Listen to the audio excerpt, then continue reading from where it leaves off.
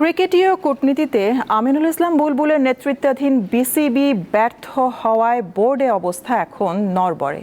তাই পদত্যাগের হিড়িক পড়েছে বোর্ডে, এমন মন্তব্য করেছেন ক্রীড়া সংগঠক রফিকুল ইসলাম বাবু।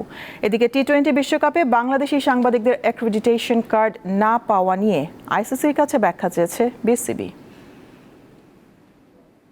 মোস্তাফিজ ইস্যু থেকে উৎপত্তি, এরপর নিরাপত্তা ইস্যুকে কেন্দ্র করে আসন্ন টি-20 বিশ্বকাপ খেলতে ভারতে যাবার বিষয়ে বাংলাদেশ দলের অংশ নেওয়া না নেওয়ার ব্যাপারে কম জল খোলা হয়নি। দফায় দফায় সরকার এবং বোর্ডের সাথে আলোচনার পর সবশেষ ক্রিকেটারদের সাথে বৈঠক শেষে বিশ্ব আসরে ভেন্যু পরিবর্তন না হলে অংশ না নেওয়ার সিদ্ধান্তে অনড় থাকে বিসিবি। তাতে অবশ্য কপাল পুড়েছে বাংলাদেশের গণমাধ্যম কর্মীদের। আইসিসি থেকে দেশে ক্রীড়া সাংবাদিকদের অ্যাক্রিডিটেশন বাতিল করে দেওয়া হয়েছে।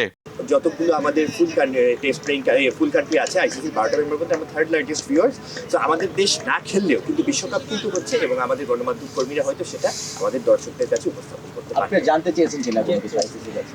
এটা তো আপনারা জানেন যে গতকালকে সিদ্ধান্তটা এসেছে এবং তারপরে আমরা জানতে চেয়েছি, তার আমরা ব্যাখ্যা জানতে চাওয়া হয়েছে যে এই ব্যাপারে। ওইটা আপনারা জানেন যে ইন্টারনাল এবং কনফিডেন্সিয়াল বিষয়, বাট টু সামারাইজ দ্যাট আমরা জানতে চেয়েছি বিষয়টা। এদিকে ঘরোয়া ক্রিকেটের আয়োজনে ব্যর্থতা, জাতীয় দলকে বিশ্বকাপে পাঠাতে না পারা এবং বেফাঁস মন্তব্য করার পাশাপাশি একের পর এক পরিচালকের পদত্যাগে বেশ টালমাটাল অবস্থা বিসিবির। তাতে বোর্ডের ভবিষ্যৎ অন্ধকার বলে মনে করছেন ক্রীড়া সংগঠকরা। আমরা অনেক কিছু আশা করেছিলাম যে আইসিসি থেকে একজন স্বনামধন্য কর্মকর্তা বাংলাদেশের ক্রিকেট বোর্ডের দায়িত্ব নিয়েছে। এখানে আইসিসিতে এই যে ক্রিকেট ডিপ্লোমেসিতে তার দক্ষতা অনেক বেশি থাকবে এবং তার আইসিসিতে তার হস্তক্ষেপ অনেক থাকবে, কিন্তু কার্যত এখানে যে তার কোনো অবস্থান নেই সেটার প্রমাণ আমরা আবার দেখলাম।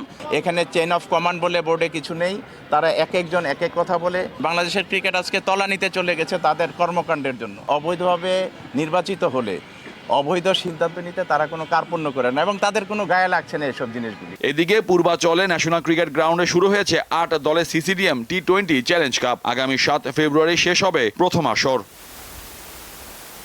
মোহাম্মদ হাসিব, দীপ্ত স্পোর্টস, ঢাকা।